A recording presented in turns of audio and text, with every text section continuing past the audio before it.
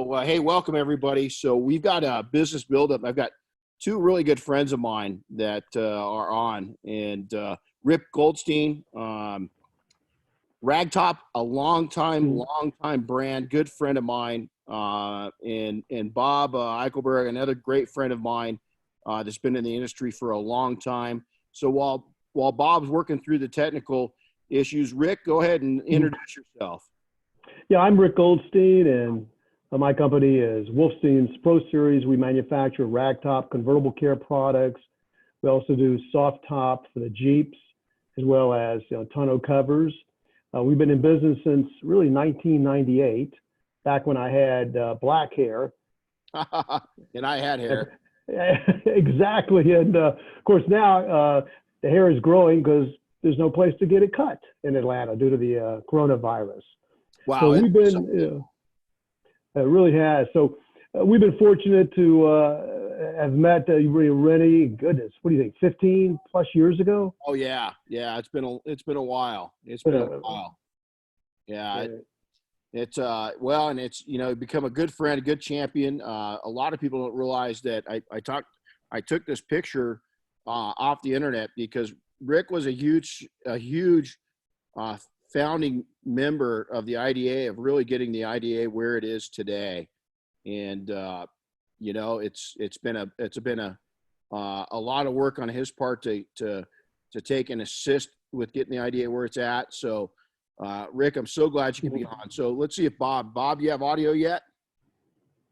So we'll come in and we'll get Bob here in a second. So we're going to go ahead and we'll come right through this next screen. So I keep putting the same screen up, just a different picture, but it's really, we're at a stage right now in our businesses and really in our lives to where we really, it's a good time to rethink everything. It's just a simple time to take and be able to rethink where you're at in life and where you're at in your business, where you're at in relationships, where you're at in joy, where you're at in stress, all these different things that you can do to take and make your life and your business better. Is rethink. Just come back. Yesterday, Easter Sunday. Rick, did you have a good Easter? I sure did. Goodness. That's awesome. It was great to spend time. It was only one family member but it was also nice to be able to video everybody in. Right. Great times. No. Well, we're going through some struggles, and it does make you rethink things. So. Hey, real quick, guys, if I could interrupt, I think I've got Bob on. I'm on. Can you hear me? We got it. We got a real bad echo that's going. Hey, Bob, if you can just mute your computer, your laptop. I did that. I hit. How's that? Nope. Real bad. It's just if the audio's coming through the speakers on your computer, it's going to make an echo. So just lower the volume. I've got my computer muted. Yeah, go ahead and turn the volume all the way to 0. That should do. Okay. Okay, Chris, go ahead and let me know. I'm going to mute him for a second. We're going to move on. And okay. We'll figure it out. So it's a great time to rethink everything. It's a great time to kind of just relax. I know it's stressful, right? And families. I mean, I've heard some just absolute, devastating stories of even people that I know of their loved ones passing and them not being able to be with their loved ones. Yeah. So, Rick, we've got it lucky if we're not one of those that are facing those kind of struggles right now, aren't we? We are very, very fortunate, Renny. Yeah. So, I think. So let me ask you this. With that, is that you and I we have gone through a lot of setbacks with bad economies, 9/11, all kinds of events throughout our lives and throughout our careers, definitely. Let me ask you this. What positives have come out from challenges that you faced, Rick? And then I think we got Bob on, and we'll go right to him with the same question. Yeah, I think if you understand, he or she that fears defeat is sure to be conquered. And you do not want that to happen. I mean, you just gotta stay positive during these times. Be thinking, out of the box. Because when we all come back, I mean, not to be negative, our business is not going to be the same. It's going to be totally different. And you're going to have to really start doing some serious networking, promoting yourself, and I believe your customers will come back. And I just think that we're all going to have to think a lot smarter. Well, and we're going to, it's like 9/11. I've said it before. Look at how many things in our lives changed just from 9/11. The invention. That's true. Getting on an airplane, traveling, identifications. Now we're going through all this. We have to have new, federal licenses for identification and so forth. So, Bob, do we have you live too now? You do. Can you hear me? Hey, we can hear you. Better. Go. He's alive. Modern. Yeah. We even got modern technology in Nebraska. Isn't that scary? Look at that. So, real quick, go ahead and introduce yourself, Bob, so people know who the heck you are. Not that they need to. Hey, guys, I'm Bob Eichelberg, Global Sales Manager for Lake Country Manufacturing, located here in wonderful, sunny, cold, snowy Omaha, Nebraska. So I'll go back and repeat this question out of Rick had a great answer, not to put any pressure on you, but out of impacts or out of challenges that we've had, what positive has come out? Rick, you and I, we're well into our careers. We have faced, this isn't our first rodeo. It's our first, we've never had a Bronco like this one, but this is a different challenge. But what have you been able to come out with some positives when you face challenges? Well, Renny, absolutely. This is this deal we're going through is uncharted. It was like the morning of 9/11 when you turned on your TV set and saw planes going into buildings. No, at that point in time, nobody knew what the hell was going on. Everybody was going to the bank to get money, going to the gun store to buy guns, getting food, and this is another uncharted deal. But I do believe when we get through this, we're going to be stronger. I mean, it's going to change the way all of us do business.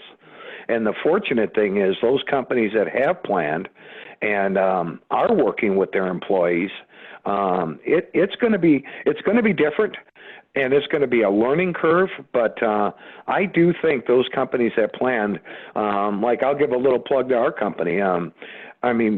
Jay Schneider and the group at Lake Country Manufacturing have been on the offense immediately with this deal, taking care of employees, making sure that, things were done in the right manner, in the safe manner, but yet still correlating with customers on a daily basis and doing what we have to do. And that's going to be the key. I mean, those people that are going to be able to adapt to this changing world are the ones that are going to survive. That's exactly it. I like to stress, is that we're going to come out of it. We came out of 9/11. We've come out of World War II, World War I. We've had major setbacks. Other countries have faced setbacks with viruses in issues that, this is all new to us as Americans. Really, even as a globe, we've never had it, in our modern times hit like this. But here's the deal, is we've got the opportunity to take and come out of this, adjust, because as Rick said, a lot of changes coming down, right? We don't know what those changes are going to be.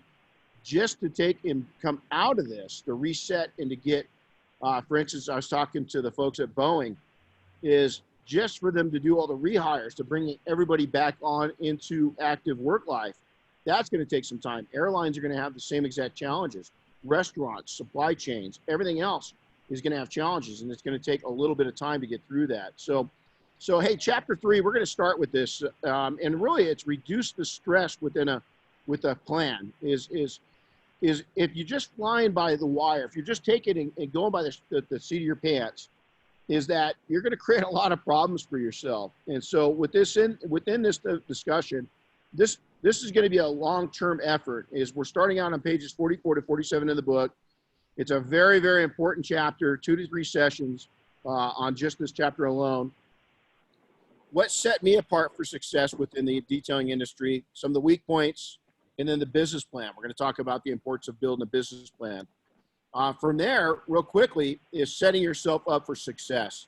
This is where I can't wait to get our guests engaged in this. So education is, education comes in a lot of different ways. Is that formal education?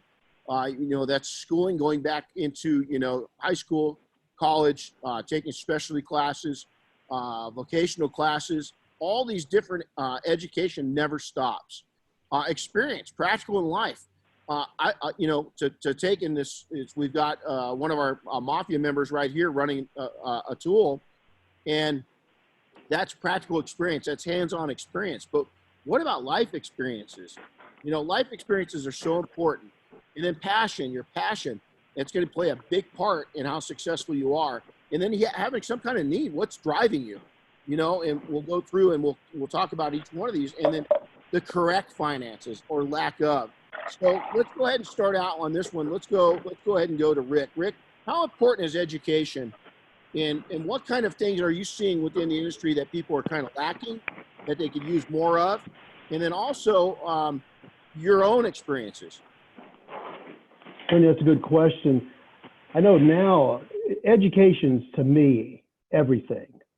And I think with the resources we have now, we can reach out to the International, you know, Detailing Association, other members, to kind of give yourself the positive, because you've got to stay positive during this. And I believe that down the road, the ones that are educated, that are going to come up with a business plan. I mean, today, business is almost like a traffic light. It turns green, it changes. So you could have a business plan, and by gosh, you know, it could be obsolete by the end of the week. So I think with the situation we're in now, with this coronavirus, I think that you've got to be pretty much with a plan that's flexible, reach out, be educated, because that's where your customer is coming to you for the knowledge. You know, how to keep that car or boat, whatever you're detailing, and proper maintenance for them. And I think with the resources we all have, that we can get on the phone, we can reach out to you, we can call people, and I think that's going to be pretty much, and even your competitor, just to find out, you know, what's going on, because I think we're all going to have to be team players in this. Absolutely. I mean, it's going to. In fact, it's funny, right? Because every day, not every day, but, you know, most of the times I still pick up your book, How to Start a Home-Based, you know, Car Detailing Business, because there's chapters in there that refresh you and keep your mind, you know, going, you know, forward. Well, and that's exactly what, you know, I wanted to go through these series, is just to go through and, you know, give everybody just that foundation again. So, Bob, education. What do you see? I mean, we've made so many strides within the auto care industry across the board, not just within detailing, but across the board. There's so much available to people now, but unfortunately, a lot of people just, you know, majority, it's the minority that buys into it. How important, and what do you see moving forward, what education is going to play a part in? Well, Renny, education now with the deal that we have going on in this world is more important than ever. But we're also having a little bit of a glitch to that. When you're looking at the shows that are coming up, you know, with Southern Detail Conference, Waxstock, Auto Mechanica, SEMA, I mean, those are all places where we formulate education, we push education, we teach, whether it be the IDA seminars that we have, or the seminars that each manufacturer have. All those are put on hold right now. So there's a deep need right now to continue that education, to keep people going, and especially those that are going to survive. Not everybody's going to survive in this deal. Yeah. So those that are geared up and paying attention and using this downtime, you know, for such things as educating themselves or fine-tuning, now's the time to look back at your business and say, hey, what was I doing correctly and what was I doing wrong? And now's the time to enhance on what you were doing correctly and make changes to what you weren't doing right. No, great points. And both of you are really involved in the IDA, and I want to take something that the IDA has taken a lot of hits during this event, because a lot of people are expecting the IDA to come up with a magic bullet. Listen, the U.S. military, the U.S. government, state governments, the CDC, the World Health Organization, none of those guys could figure out how to deal with this at the level that needed to be dealt with. How the hell are we as an industry going to do it? We step back. Now, there are some detailers that set themselves up. They've got the proper PPE, the proper PPE training. They've actually got the systems in place that they can actually treat this coronavirus that we're dealing with right now. But that percentage point was very low. So I can tell you this, the backside of the conversations on the IDA and within our own group, the Detail Mafias, we know moving ahead that we're going to have to be ready for this kind of thing in the future. But being ready for that's going to take some time. And right now, the people that have got that equipment, that knowledge, and the ability to certify us, they're pretty busy right now. So they're not going to be able to take and help you much, you know, as simple as that. Well, they're not going to be able to help us much. So we've got to take and look at this a solution as a group, as an industry, and to expect the IDA to single-handedly be able to pull a rabbit out of a hat, it's just not realistic. So let's move on to practical experience versus life experience. So Bob, we'll start with you this time. Is that, you know, nothing beats, we see it all the time, we hear it all the time, especially on the projects we work with. You know, we get people that are very proud of their abilities with, you know, tools and so forth, but there still comes a time to where even the best isn't good enough. And even with all the life experience and everything else, you know, in this situation, the main thing it's helped me to do is stay calm, you know, and not get riled up. Is that's it. But where do you see right now is that, you know, I want to tell the people that are either new to business or young, suck this in, journal, you know, write everything down that you're experiencing every day. Because if you're in your 20s or 30s or 40s even, this is going to make you such a stronger person coming out of this. But you've got to take note of it. So what's your intake on that, Bob? What's your input? Well, like we have said a number of times, this is a whole new experience here. And, to think of a new concept in today's world is pretty hard to do. Just like coming out with a new invention is pretty hard to do because everything has been thought of and everything has been tried mostly in this world already. So what you have to do is dig deep. Look at what makes people successful. Look at the people. We've got some pure talent out in our industry, whether it's the IDL, the mafia, just, the detailers in general. And, dig deep and help each other out. I mean, now's the time for people to talk and share experiences. What hasn't worked? What has worked? So we're not all making the same mistakes over and over again. But it's time. It really is time for the world to bond together and our people to bond together to continue offering a service and something, that this world needs. I mean, that's basically what I'm saying is it's time to network with each other and to take what somebody does. There's no competitors today. I mean, we're all working people trying to make a living, trying to keep our businesses going. And by God, let's work together to keep them going and, to go to the next level.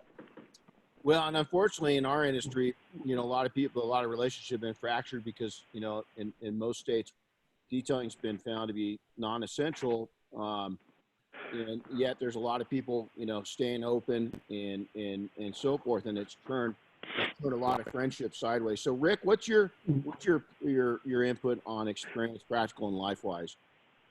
I think we're all going to have to be a lot smarter.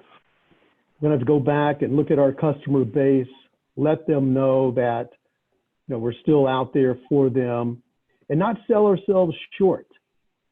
I mean, I had somebody call up and I suggested to go have them come and detail the car. Well, maybe I'll wait a couple months and get a better deal. I said, what do you mean by that? And they're thinking, everybody's going to be lowering pricing and this and that to get back in the industry.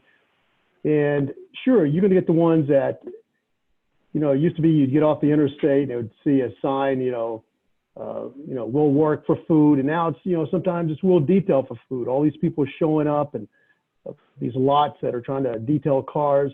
And I really think that basically when it's all said and done, those are going to go by the wayside. I think the smart ones that care about themselves, care about their business, are going to package and offer more menu items and just work a lot smarter and then not take a job if it's not profitable. Kind of think this thing out, lean on the other person. I mean, the detailers, they know their business better than any of us. And we're all kind of the same way. I mean, it's just a matter of who is going to be loyal. Right. If there's anything like loyalty. I don't know if there's loyalty left, but I think if you got a good customer base, I mean, we're kind of reaching out, going to restaurants that have helped us in the past and just letting them know, hey, we're there. Yeah, we, I think that, we've said it in the past efforts with these programs, is that, this is a great time just to call your customer base and check on them. Don't try to sell them anything. Just check on them. Just be human. Yeah. Hey, Renny.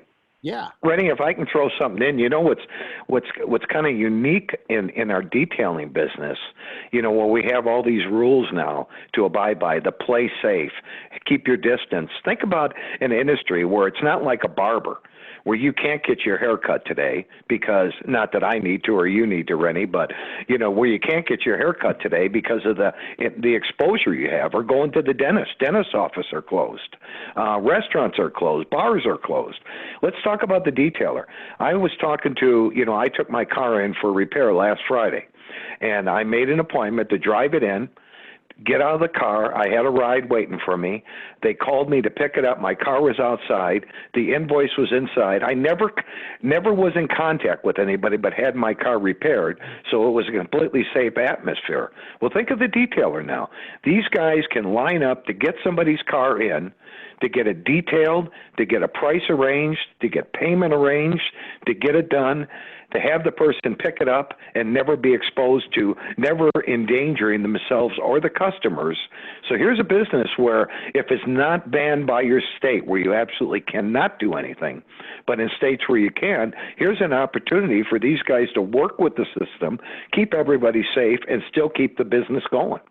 Yeah, we've got several people in the industry that have figured out how to legally and safely how to do it. And, and that's when Diane and I did all of our research and we came out with our statement, is that, hey, if you've got the proper, PPE in place and you're educated and you know what you're doing, you're not going to cause harm. You're not going to spread this crap.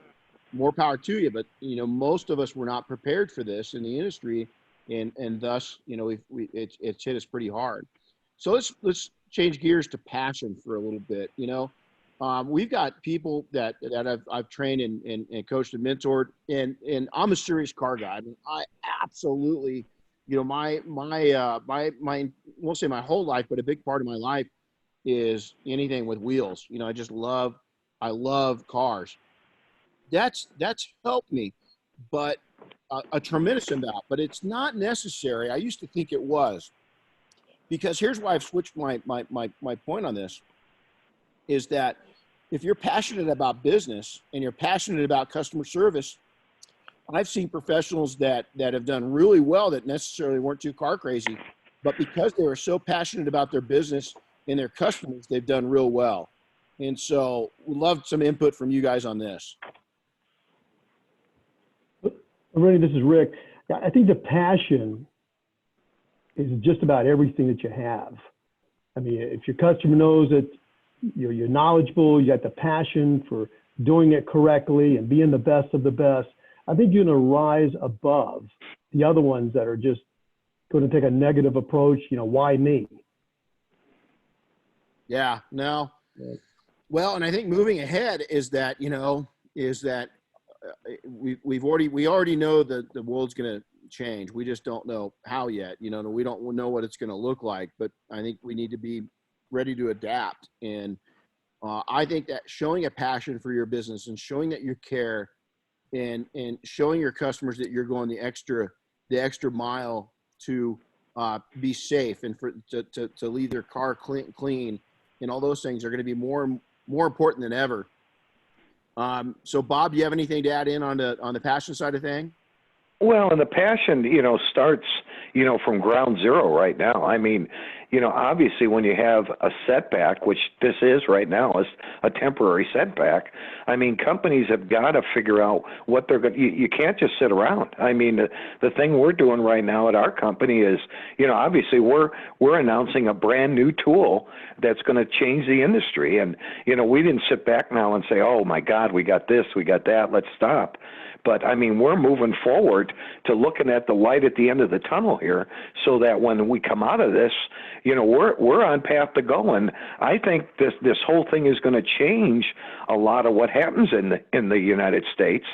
With we're going to depend more upon American manufacturers. I mean, You know, you saw what happened, you know, now with our country. You know, we're so dependent upon things like oil and gas and products from, you know, every country but our own.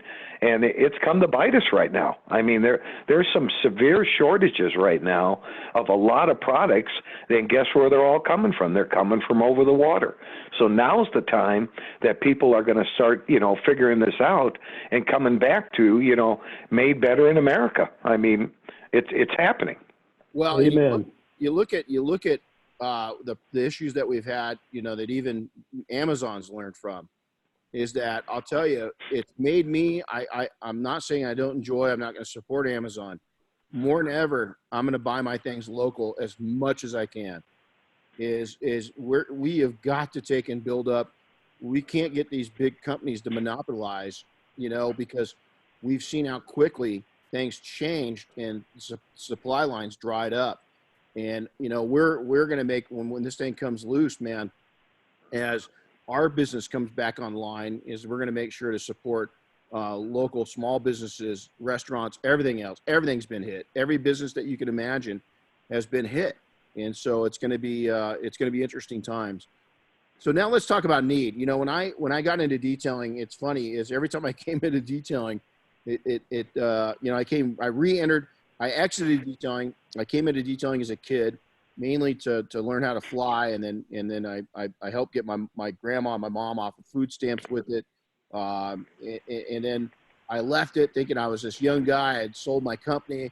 I'm going to go become a millionaire by the time I'm 25. That didn't quite happen. And I came back into detailing in my late 20s. And it was again for a need, is that I had a business deal go bad. I went back to what I knew, which was detailing. And that need really was a cornerstone stone of my success. I had such great need, I couldn't fail. And so I would identify with people that say, what's your need might be that you are sick and tired of being vulnerable to a job. Your need might be that you want to take and control your own finances. Your need might be that you want to control your own time and not work outrageous overtime, you know, with another company. But I think identifying your true needs and connecting that with your business is hugely important. It's always been, maybe it's because I came from no money, that my need was always such an important part. But any input from that? Let's go with Bob on this one. Well, your need is based upon what you define as your need. I mean, look at me, Renny. You know, I obviously retired about a year ago from my past company of a long time, and decided to try something new because I still have a need to continue educating people, working for a great product or a great company, selling a great product. And as long as there's hope out there and there's a need out there and you can help fulfill that. I mean, just like all of us going to SEMA every year. Do we go to SEMA? Yeah, we go to SEMA to see the people, to see what's going on. But where you really get excited there is when your booth is so full you can't walk around, and young people as well as old people are asking you questions. You're fulfilling a need to them, but more importantly, a need for yourself. I mean, if it gets to the point where you don't want to go to work in the morning, or you don't care about if you sell anything, or you make your payment, or you make a profit for the company, then it's time to get the hell out of here. But as long as that need is there on either side, you're fulfilling a portion of, you know, what you're here for. I love it. Rick? You know, Renny, I mean, a need is almost survival today. I mean, I think the practicality of excessive needs is really going to get down to just common sense, you know, needs now. You know, what is it going to take for me to propel forward, you know, brush my knees off and just keep, you know, plowing. I love it. Be a lot, you know, smarter than I was before this all happened. I love it. Because it could all come back again. You know, we have to be ready and set. And I mean, hopefully it doesn't. Right. Yeah. Well, here's the other thing too, is I just wrote down, you know, need versus want right now. We need to take it and make sure that we are taking and is it a need or is it a want? Rick, does that make sense? I think it does. 100%. Because a lot of people right now, we've got so many, okay, separate that in your mind, especially, right now, if you've been hurt from this, if it's something that's, it's financially hurt you, you're not sure if you're going to be able to save your business. Listen, you can save your business. I've been in a spot to where I thought it was completely useless to keep going. And boy, am I thankful I did. And you'll find a way to rebuild this thing. But look at everything as you needed to want, or as a need versus a want. The other thing I noted off of both those conversations was customers' needs, not just your needs. Set yourself apart. Never do Me Too marketing. Never do what the other guys are doing. Never compete with them price-wise. I've always said it. I wanted to be the most expensive person in a market. I don't care if you're in a real basic market or if you're in a Beverly Hills, California market, is that I wanted to take and stand out, and I wanted to be the go-to. I wanted to be the top quality dog. I didn't want it. That was just my desires, and it worked out really well. So let's move on now to the correct finances or lack of. Like I said, in both times that I started up, I've started a lot of businesses, and I can tell you what, the lack of the correct finances can be a real killer. And we're seeing that now. We had people 6-7 days in that said that they're gone, that they're out of business. And that was just a tragedy to watch. And it's sad, but it was also sad because some of those same people had years. I watched them for years online being successful, and I know they're making money and they just didn't put anything away. And so you've got to think that way, but also the correct finances to do what you want to do. Now, in my case, the lack of finances, let me tell you, I was lucky. I would love to tell you that my experiences, my life experiences, my education, my drive, my passion, no, I was pure. I'd started this thing and worked it, and I did everything. I won't say I did everything right because I didn't, but I worked my butt off. But I had the perfect storm of mentorship. I had the perfect storm of education. I had the perfect storm of luck. I had the perfect storm of I went out and I built up the relationships I needed very quickly. And so that's how I did it with the lack of money. So right now, there's going to be a lot of people that we just don't have any money. Don't let that be a deterrent. Don't let that. Go figure it out. Go get a part-time gig. Go get a full-time gig. Don't give up your business because of this, unless it's dragging you down. But at this point, it hopefully you haven't let it go that far. So, Bob, Rick, any input on that one? Well, I tell you, Renny, that the financial aspect of this is just daily. I mean, it's hourly. And I think all of us, we were enjoying the good times. Things were going great for everybody. And all of a sudden, the brakes were put on. And like with us, I mean, we were, of course, stocking and doing everything, getting ready for the season. And my gosh, now you're like, well, it's all in there, but nothing out there. So I think it's kind of taught me a lesson, and it's just that we've got to put something away. Absolutely. Every day, put just something in a fund, or because it could all happen, again. God, hopefully it doesn't. But look at let's look at the last 20 years. Let's look at the last 20 years of what's happened. We had 9/11. We'll wrap it into that 20. We'll wrap it into the 21 years. We had 9/11 happen. We had 08 happen. 08 lasted for years. Now we've had this happen. That's in 2 decades. We've had 3 major events. It's not if, it's when. And so I think even we set ourselves up to where we're in good shape for this one. We really were. We weren't in good enough shape. I don't know if anybody was in good enough shape for this, because it hit so quick and so hard. So, Bob, you got something to add to that?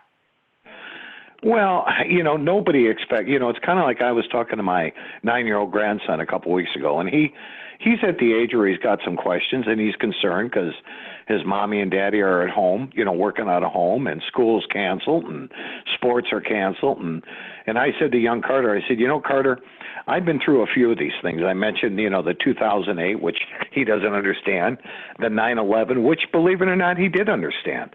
And I said, the good thing about Grandpa is I don't know how many more of these I'm going to see in my lifetime. It's every 10 years or whatever. But I said, you're going to experience a lot of these. And to your point, Renny, you just have to be prepared. I mean, it's these businesses or these business owners, whether it's a one-man detail shop or a 15 place car wash or something like that, you have to plan in advance so that when something like this happens, if you're at the brink of disaster and something like this hits, you're going to go down. But if you're planning beforehand and you have a plan in place where you can scale back a little or be a little smarter in your spending, I mean, you're going to survive. It's going to be tough. It's going to be, and we're learning from that. But, thank God the government has this time stepped in and has taken care of a lot of businesses. Oh, yeah. Even the I mortgage, could tell being able to take and back in '08 when that hit, the mortgage companies wouldn't work with you. They could care less, and I think that our banking industry, our government, I think we all learned from those mistakes back then.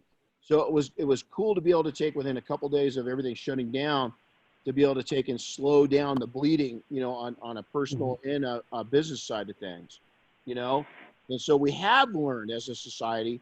But now we've had a total shutdown, and I hope in my lifetime we've never experienced anything like this again. But we know now, and it's our job not just to teach ourselves, but our kids and our grandkids that you've got to be prepared for this. And young business owners, it's your job to take and remember this the rest of your careers. We've experienced a total shutdown. It happened. It could happen again. Well, and it is. I mean, I got to tell you, even myself, Renny, I was within 1 week with Jay and I going over to Germany and going over to England to get some things set up for the new tool that we thought was, we had to do it. There was absolutely no reason we weren't going to do it. And all of a sudden the brakes got put on and we didn't do it. Thank God we didn't go over there, because I probably still would have been there. But you start reevaluating the important things in life and how you can do things in a much smarter way if you just stop and think about it. And thank God we did. Yeah, absolutely. And then, and to Rick's point too, is, this could be correct finances. This can be adding new things to your menu. I mean, I've said it before, is that Rick's got one of these product lines that it's a no-brainer to add to something like that. It's just a profit point that you're going to come across convertible tops. You're going to come across Jeeps. You're going to come across all these different vehicles. Have a solution for them. And so I think, I think more so than ever is that multiple channels of income from your small business is going to be very important, because I think that people are going to wake up and they're going to see that there's more than one way to make money in their businesses, and be well-rounded. I think a lot of people were so center-pointed on different aspects of the industry right now that they weren't well-rounded, and it caught them off guard. So with that, let's go ahead and go over to this next slide. So recognizing your own weaknesses. Boy, this is a tough one. This is a really tough one. Even to this today at 54 years old, I take an inventory of my weaknesses. And it happens. I'm married, so therefore it happens almost daily. But lack of education, lack of experience, practical life. Maybe you're just young. Maybe you've never owned a business before. Lack of deep passion. Again, something I kind of already addressed, but we'll go over it again. Minimal finances. Boy, we've seen this one right now. Now, here's the deal. Hopefully, here's the good side of minimal finances. If you've got minimal finances, hopefully you've got minimal debt. So hopefully it goes hand in hand. And then how to deal with the above. So let's go into lack of education. Right now, as we speak, there is no reason for anybody within a yelling's distance, if you can hear our voices today, to not start your education process today. A, you're on this call, but B, there are so many online opportunities that are going to escalate from all this. They're going to go nuts. They already are. So it's It's huge. Even the IDA is completely changing the way that they're looking at this because we have to. My own group, the Mafia guy, we're looking at this completely different because we have to. We've had an educational opportunity, unfortunately, with a major event like this. But you know what? We're going to learn from it. And so the discussions could go on forever because there's so much opportunity right now. Now let's talk about a lack of experience. A lot of young people, this got them, boy, this rattled their cages. This really rattled their cages. So Rick, what do you have to say to that? To the person that doesn't have a lot of practical life experiences, they're young, maybe they're a young family, they were new in business when 08 was kind of coming out, so it didn't really affect them. Any words of wisdom to them? I would just say reach out to different people in our industry, bounce things off of them, try to read as much as you possibly can and take this problem that we've got and turn it into a good solution down the road for everybody and themselves. And I think that's going to be one of those things where you have to be humble. I'm always trying to learn. I think everybody else is trying to learn, and it's sure nice that you can pick up the phone and call somebody. You're not in it alone. Everybody's in it together with this. I don't care if down from the mortgage companies to the landlords. Gosh darn, we all got to work together. And Absolutely. I think this experience is going to help and make people, humble, that you can't just be out there for yourself. What's amazing is all of us shut down our, non-essentials. We shut down our business, right? For the betterment. You know what I was kind of blown away at is in California, all of our property taxes, our segment payments just became payable last week, right? Well, I'll tell you what, the state didn't shut down that business. There is no deferment on our property taxes. There is no, it was, hey, guess what? Pay the piper. They're still staying in business. So I was like, that's interesting. Interesting. Bob, lack of experience. What words of wisdom? Well, I don't know if I would just group the lack of experience on the young people, but let's look at the middle-aged people or the older people too that have, they got the experience, but they've gotten complacent. Ooh. And our world has made you complacent, where now it's a different ballgame, like we've been saying all along.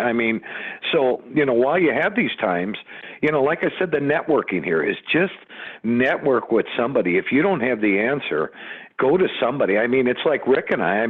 If I want to get an answer to a question that I don't know, and I'm going to reach out to the people, and whether it's Doug at Gritguard or Rick or anybody else, I've got a network of people that I can call, and even my competitors, we talk back and forth. It's not like we're exchanging evil secrets, but if you want to get information, it's out there.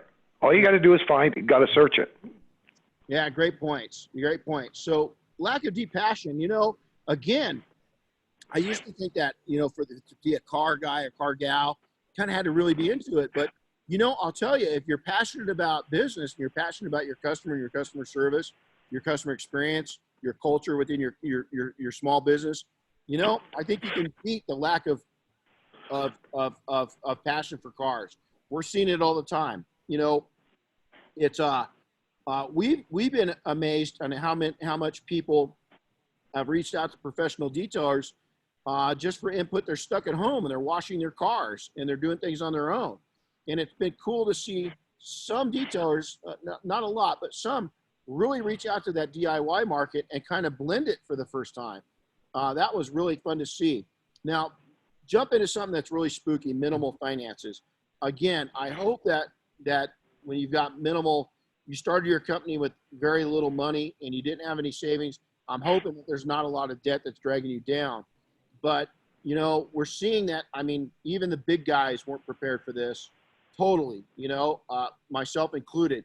Are we going to make it through? Yeah, we'll make it through, but I sure wish I would have had a little bit more cushion than I've got. I wish I would have had a little less debt than I've got. So I'm taking that as a learning experience. We'll walk out stronger. So, Bob, any input for on the financial side of things? Your son, I know, for instance, your son's in business now. How's he dealing with things? Well, Renny, he's fortunate. He's been in business now going on 5 years, and fortunately he has a bank here in town that worked really close with him on this government money, and he actually got the money last Friday. I was shocked at how fast it came along. But there's guidelines to it, and one of the major guidelines is you have to keep people employed for the next 8 weeks and cover that and the 401k and other expenses. But it's a lifeline. And, fortunately, a lot of his work is at hospitals and schools. Well, obviously, schools are closed, so, you don't have the 7 weeks window that he had last year to get work done. You got much more time. And obviously, with the hospitals, I mean, they're all staying going. But, he's had to dig deep. He had a little bit of a panic when it first hit on, he's got 40 employees now and what the hell to do with them, but they vowed to keep the employees going because Omaha was under 2% unemployment. Well, when this thing straightens around, these employees have a long memory. So what we need to do is take care of the employees that we have that are good employees. Because when this comes around, Renny, you said at the beginning of the call, and I agree wholeheartedly, it's going to be a slow process. But when it comes around, it's going to be great again. I mean, this unemployment is going to trickle down and everything else. But I think, everybody needs to pay attention and focus on what they're doing. Absolutely. I agree. And I think we're going to have it's going to come back. We're going to have a little spool up time. But my gut is that once it starts spooling back up, we're going to come back pretty strong. I think we're pretty resilient. There's going to be a lot of people that need growth. And when a lot of people need growth, believe it or not, it just feeds one another. And so I'm pretty excited about that. So Rick, I agree. What's your take on that?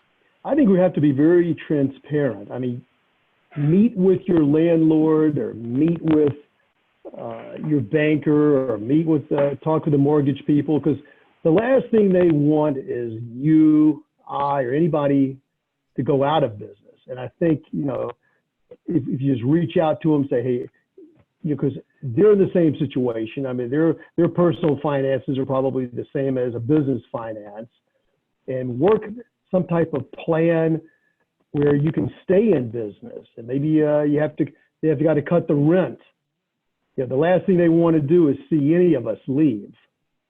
But I think if we try to hide behind the phones, behind on bills, I think it's going to make it worse, because we know this thing is going to be over with. Well, hopefully at this point, everybody's already done that. Everybody's already made contact, that if you needed to. I know some people I know just they're in a position where they're okay, so they didn't have to worry about it. But if you were in a position to do that, I think even deal with your credit cards, so forth. Don't tank everything because, your lack of communication, or as Rick said, hiding behind the phone. I love that. And so now let's go into this, is that the business plan is really, there's two different business plans. Is that you've got a good friend of ours, we know Justin Labato really well, right? Justin just went through a major growth spurt where he bought on a business. He almost tripled the size of his operation. He's got over a 6,000 square foot shop now. He's offering multiple services. He's really become a several service center in his local area there in Florida. And he really had to go through, he hired on a professional to actually write a plan out for his bank for the SBA loan to do this expansion. And it was quite involved. I saw the business plan with all the projections, with all of the data on his local area. It was pretty amazing to see what they've included and how involved they've got now. For a lot of you, in the event that you're going to not need that, you're not going to go in for SBA, loans and so forth, you've got to have a business plan. A business plan is like, these days, I always tell people, would you get in your car and go to a new address without typing the new address into your GPS? And the answer is no. Back in the days, we'd have to take maps out. We had maps in the areas. My sense of direction is still pretty good, but nothing like it was back in the day, because we found everything via map and via gut instinct. But here's the deal: is that you've got to, if you're not going to have an SBA level plan done, and those plans are very involved, you've got to have a plan built, a business plan built. And the biggest difference is one, the SBA is going to be very, very involved. Two, the real world, what I call real world plan, which is what I operate off of, much smaller, much more concentrated on really as a roadmap. It's not. I'm not doing near the projections. I'm doing goals versus projections. I'm including last year's our successes of last year, putting the growth expectations onto that. Then I put out a calendar, and then I put out a calendar with a gold sheet for things that we want to accomplish, and then dates attached to that. So a business plan, I cannot imagine. Matter of fact, Chris and I, there's going to be a picture here in a second, is I can't imagine not running my business without a written plan. I just can't imagine it. So much so, if you look at this next, I'll go ahead and change, is that in a business plan is you want to have overview of the business. Spell it out so you understand it. Have a mission statement. You know, what's your company all about? The financials, the projection, the performance, and if you're operating year to year, if you're already in business, have the previous profit and loss statements for the year. We include each month so we can go back and look at the months compared to the current month. Mobile or fixed location layout, your menu explain, your marketing plan for online, your marketing plan for offline, your sales plan, your execution plan.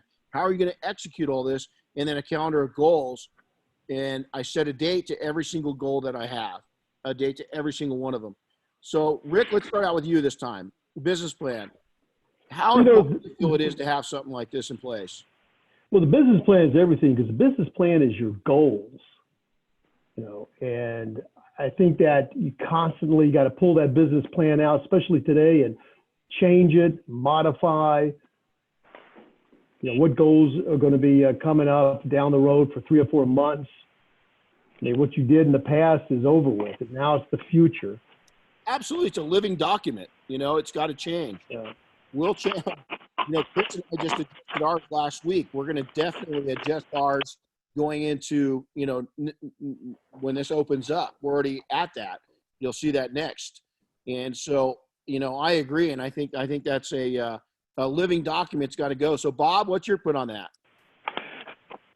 Well, you know, the business plan, you know, I'd have to say for Justin Libido, going through the SBA like my son did when he opened his business 5 years ago, you have to have the patience of God and the intelligence in order to put a plan together and make it work, because I'll tell you what, if you get an SBA loan in today's world, it's a major accomplishment. Yeah, so kudos on that. I mean, they're tough. If you think the bankers are tough or anybody else, I mean, these SBA people are incredible. Wow. But they're also in business to not give money out if they think there's a chance you're going to fail. No, that's exactly it. And if you look at the projections, even the SBA projections, you know, up to 75% of businesses die. They're gone by year 10. And so, you know, they want to take and be able to, you know, make sure they get their money out of it. And you've got a solid plan in place. That's why there's such a big difference between, you know, an everyday plan versus an SBA level banking plan. And so it's huge. But on the same token, you have to have a mission statement, because you have to know, you know, you have to have it goes back to planning. If you don't know what the hell you're about or what you're going to do, you know, how in the world are you ever going to do what you think you want to do and make it happen? And, you know, I mean, so you've got to know, you know, in your business, you know, what you're going to do. I mean, it's like, you know, in the past, you know, everybody has, and a mission statement is something you got to be able to change over time too, because your statement is going to change from when you start your business, not necessarily change, but it's going to be enhanced by, you know, the things you do as you're in business. And sometimes you got to be flexible enough to change that direction. Absolutely. And I think that's, you know, Rick said the same thing, is that it's got to be a working document, a living document, something that you can change on the fly. Is that, you know, we've adjusted ours. You can see this is the mind mapping that I've laid out from last week. Look at all the dates assigned to that. Look at right there in the middle. It says June. Down to the right, it says May 1st, May 1st, June 1st, June 1st, July. all these things is that's changing our plans. We're going through it. You can see priority number 1. You can see destinations of who's doing what to it. Who Chris is assigned, Renny and Diane. There's all these different assignments when it comes to this. So this is what we do for changing our plan is we mind map it out because it's living. It's coming out of our heads and going onto paper. So it's really, this is a trick that I learned when I was writing the book, and the mind mapping has absolutely just changed my life. And so, you know, I suggest that you got to really get creative coming out of all this. Get creative when we get back on our feet. Get creative at growth. Get creative at savings. Get creative to make sure that you never damage your company or your family again. Make that oath right now that, yeah, things are going to happen. Yeah, there's going to be setbacks. Yeah, you're not bulletproof. But you know what? There's things that you can put into place that will help when the times get tough, like right now, is that it won't have the impact it's having right now. Remember this. Don't ever forget this thing. Ever. Oops. So, Bob, I'm going to take and mute you because you got loud real quick. Anyway, so, hey, Rick, any input on this? Closing statements? Well, I tell you what, you know, be smart. Be just, you know, your experiences, your services are going to be valuable and probably much more valuable. And learn to say no and not feel guilty. There was something that came up the other day, and I looked at it. You know, something I'd like to do business, but no. You know, if it doesn't make any business sense, you know, take a look at your business plans, change things. Right now is a good time for me, all of us, to sit down and come up with another mission statement, an additional business plan for today. I mean, the business plan that I have is last year, and guess what? Boy, it's just like the old scenario. When that light turns green, that business plan changes. Yeah, well, even coming out of here right now is that you've got to take and start reading. You know, I watch the news and I listen, and I've got some great advantages. The fact that I'm getting some reports from the National Guard and stuff like that. You know, so I'm seeing things, not a lot, you know, nothing I could really, you know, it's going to not using insider information or anything like that, but it's just is coming out of this thing is that it's truly going to be into May. You know, it's going to be into May, maybe June 1st here in California, maybe June or July 1st in New York because it's gotten hit so hard. But you've also got to look locally to if those you say, well, thank God I don't live in those markets. Those big markets dictate a lot though, because so much come out of those big markets that it could affect all of us for some time. And so you've got to think about that. But take into, okay, what if plan A, plan B, plan C? Right now, that's what we're looking at. If this happens, this is what we're doing. If this happens, this is what we're doing. If it goes out to here, this is what we're doing. And so you got to look at all those things and start putting the plan together now so that when it finally you get an open date and things start happening, is that you can adjust your plan on the fly. And now you've got that roadmap, you've got that GPS that you can follow pretty closely and be direct. So rest of the world, we'll go ahead and skip that right now. We'll go right into questions. So Chris, is there any questions that are popping up? Yeah, I do have a handful.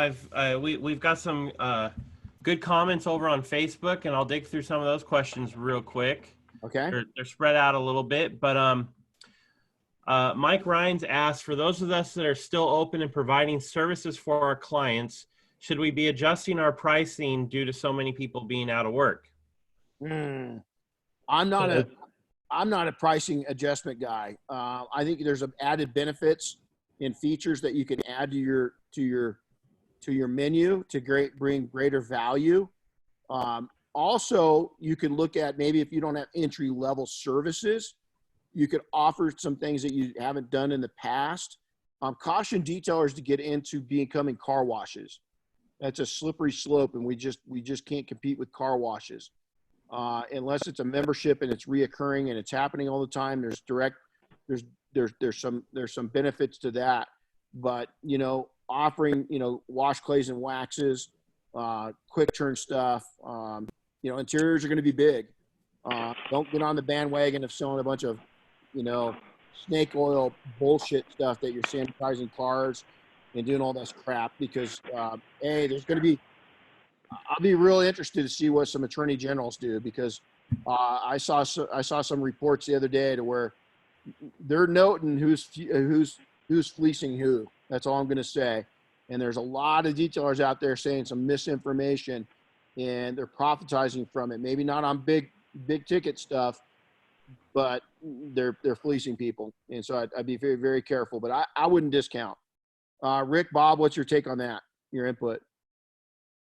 I don't think I would discount either. I mean, maybe I'm sure you know your customer, very, very well.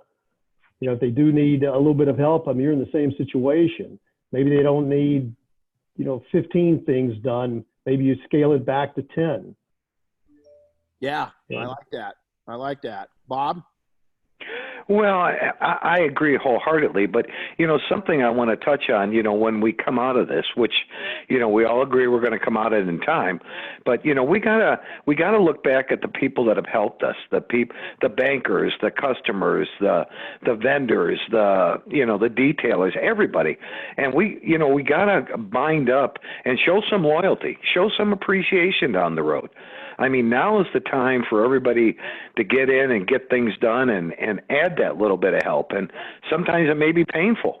But, I mean, it's time to go back to where we were, what made us what we are, and what's going to get us through this thing, and say thank you to those people and show it by showing some loyalty. And the opposite's true, too. I've seen some reckless companies doing some reckless shit, and I'll never do business with them again. I've seen some people fleecing. I've seen some people, non-essential businesses open. I understand survival. I closed mine down so I wouldn't spread this shit. What's any different from you? And so, that's just my own take. Another question Billy asked, this is going to be pointed at Bob. Where is the new UDOS? Where's the new tool manufacturer? Is it going to be a U.S. made tool or is it overseas? Our official on this tool is the parts are sourced globally and manufactured in Oconomowoc, Wisconsin. Cool. Right on. Great answer. And to explain that a little further, I mean, if you look at the bearings and switches and components like ours is not battery, but batteries and things like that, those components are not made anywhere in the United States. I mean, so you're sourcing those. But the things that can be, and the final production of the tool, putting it together, the checking out on and everything is being done in good old Wisconsin. There you go. Cool. Sean DeRosa asked, is regarding banks working with folks on mortgages and so forth, would it be reasonable to ask banks handling credit cards to provide a relief on payments, interest, late charges, and so forth? Sean, my own credit card companies, we're real fortunate because we don't carry debt. We use credit cards. We're still using credit cards, but smartly, and we never have we pay it off every month. I've got notices from everything from Wells, from all my credit cards that they were willing to work with people. So I think it's going to be up to the independent bank or the credit card holder. But I would, if you're in a situation where things are tight and things are, challenging, I would speak with them. It's not going to take it's not going to take much time. It's not going to cost anything. And also, the second part of that is, can we set up some kind of IDA training that's safe, sanitized? We're already working on that. We are working on the IDA is working very hard, as are a lot of individuals, including myself and Diane, on setting up once this thing. It's not going to happen right now because here's the problem. All the sanitation, disinfectants, product manufacturers, PPE manufacturers, there's a lot of different systems out there. Everybody's either slammed, out of stock, or we're being told right now the backlog for gloves, for instance, the fancy black gloves that we use, is they're not taking, most of the glove manufacturers are not taking orders for 6 months because they've got orders. So we are not going to have gloves available for a bit. And so I'm coming out with a video for that. So with that, Sean, we've got some challenges to face globally with other industries that are going to be a direct reflection on us being able to provide that training and certification. But it is coming. It will hit. There's a lot of bullshit. You got to be really careful because there's going to be people coming out there saying we can get you trained and certified, but they don't know shit. I mean, you got Plessy, that's 30-year plus career in the military. That's got, he's got all the training. I've got the training for 30 plus years search and rescue military, is it doesn't happen overnight. And even us as trained and seasoned users of this equipment, we are not authorized to train. We're not certified trainers in those areas. Can we become? Absolutely. It'll probably be easy for us to do so, but it's going to take time. And the appropriate people that are going to give us their blessing on doing that are just up to their earballs and alligators, busy right now. So I hope that helps. Chris, anything over on Facebook? Yeah, I wanted to share a good comment from Doug Cunningham. It goes back to when you guys were talking about passion. He just says customers love passion. They see it and it makes them more comfortable. And I thought that was a really good point. That is. That's great. Go ahead. Nathan asks, do you see a consolidation of sorts within the detailing sector, or could this help the proliferation of mobile detailing again? Well, I think we're going to see a rebirth. I think that when anytime we have a downturn, we have this many people. We've had a lot of people. The good and the bad of detailing is a good thing and it's a bad thing. Is detailers repopulate pretty quickly. Is because what's going to happen is that we've already lost many, and we're going to see more of that come out. The good side of this is that hopefully by the time that everything opens up and this thing opens back up, it's going to be into prime season in most markets, and we'll be able to take and go back to work at some point. And it might be a slow grind. It might be a fast grind. We just don't know yet. But I think that mobile detailing is going to see a surge because we have so many corporate, really high paying corporate jobs that are going to be affected. I think you're going to see some 30, 40, and 50-year-olds that said, screw this. I'm not working for these individuals anymore. They didn't give a shit about me when everything went down, and they're going to go do their own gig. And we saw that in 08, and believe it or not, it was a good thing, because when the white collar workers come into this, they bring a sense of professionalism to the industry that I think it helped catapult us in years past. So I think it's a good thing. And I think it's definitely, you're going to see it now. The IDA, again, they've taken a lot of heat on is, listen, man, they're all ran by volunteers too. And I've seen some big mouths go out there and really slay them, with a knife. But up until this point, you weren't involved, or you had minimal involvement. You paid for your membership. You don't know how many people, including myself, have put a lot into it. There's no profit in it. The profit comes from helping all of you succeed, helping us as an industry succeed. Both these gentlemen on the call right now are huge backers of the IDA and have put countless hours into helping it happen. As far as getting a lobbyist, somebody else, I just missed it, in trying to get us as an essential shop, absolutely. Moving ahead, doing it right now, no, it's pointless. Is that because we're not ready as an industry?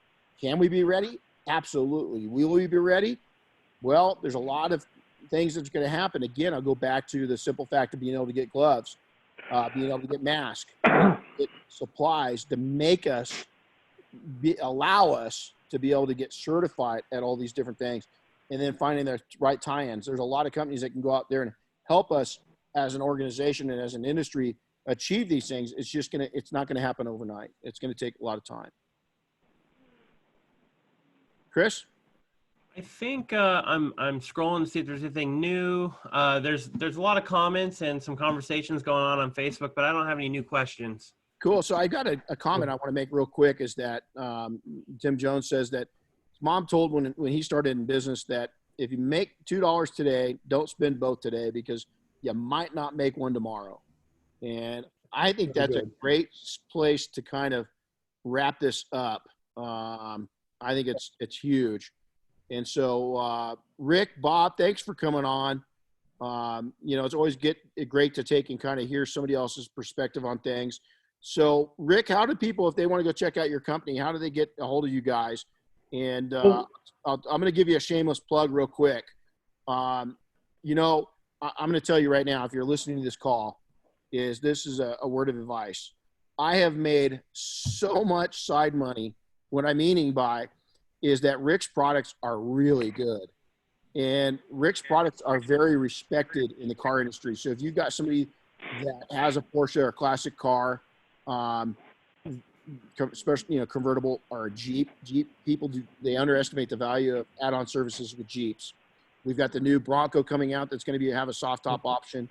Is that the added value that Rick's products bring to you as a business person, it is easy money that makes you look good.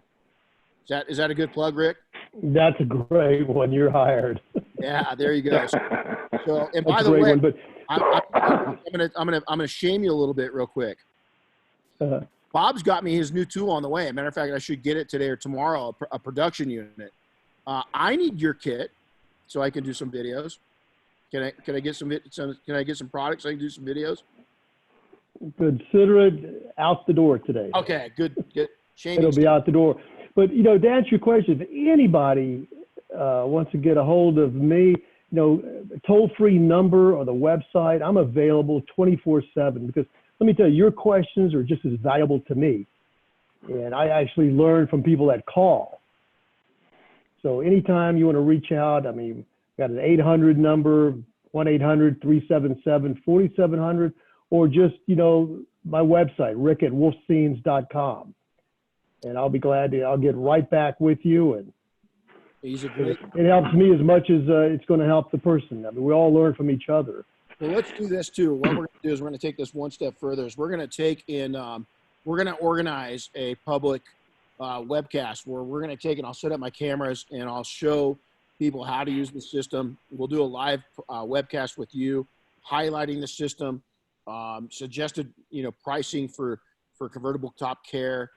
It's an add-on that you don't have to be cheap because so few people really do a sincerely professional job on this. So Rick, thanks for coming in. So Bob, I've got a brand new tool heading my direction. So let's go ahead and shamelessly plug you. And how do people get a hold of you? Renny, it's easy. Most people have my cell phone number. If not, my email address is robert@lcpowertools.com. I like the email because then I got a track and to call you back and make sure I call you back, which I will immediately. But Renny, you're just to give you some kudos, you're one of the 7 people that we sent the tool to that either should have received it Saturday or today. It is a production model. We want you to test the living crap out of it. We want to get some pictures, some videos, the do's and don'ts. This is it. We're getting to the point where we're ready to our website, LC Power Tools, is going to be up and running at the end of this month. So we've got a lot of exciting things going on right now. Fortunately for us, we're still working on a limited basis. Almost all of our employees, because of, again, the owners of the company wanting everybody safe, are working out of their homes. We do have limited production going out, and God, we're just looking forward to getting this done. And thanks, and especially the people that sent, Doug, and the host of people that sent in questions today. Thank you much. Your comments and questions are much appreciated. You got it. Well, take it, hang in there. Uni, hi there, sweetie. I hope you guys are doing good. Uni's they've got a supply store here in California. I'm going to add in something that she's saying right now. Some of the scary sides of things is people that are out, either they've gotten laid off or they're on unemployment. They're going out and doing side work and they're just killing the prices in Southern California. They're doing washes for $15, $20. Here's what they'll do is at that point, more reason not to get into the washing side of things and to stay into the true detailing side of things is Nordstrom's doesn't give a shit what Walmart's doing, and you just got to look at it that way and educate people that way. We're going to see some low points, but we're going to see some extremely high points too. But Rick, Bob, you guys are both great friends. I'm proud of you so much, Renny. Bob, once we get the offers there too, once we get this new tool in hand, we'll bring your team on. We'll do a live webcast, demonstrate the tool, ask some questions. Everybody's going to be interested in both. We'll make those happen here in the next 30 days from both of you. But thanks for joining us. We'll see you guys on Wednesday. We'll be getting into section 2 of chapter 3. We'll get into the real meat of the matter on business plans on Wednesday and on Friday and really talk about some cool, juicy stuff that will help you, be less stressed out and be more profitable. So take care, everybody. Happy deal selling. Have a great week. Hope your Easter was great. We'll talk to you next time. Thanks, guys. Thank you. Thank you so much, everybody.